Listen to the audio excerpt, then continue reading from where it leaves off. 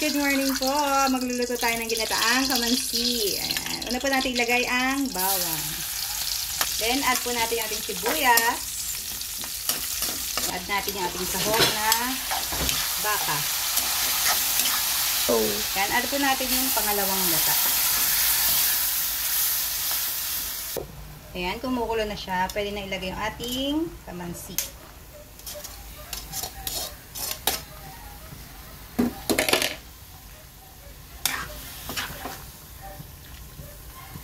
Ayan, kumukulo na po yung ating kamansi. So, mamaya meron pa po tayong pure na gata. Ayan, malambot na po yung ating kamansi. Add na po natin yung ating purong gata. Then, add po natin yung ating sili.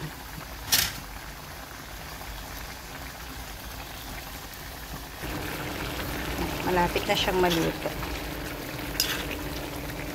Dami niyang gata.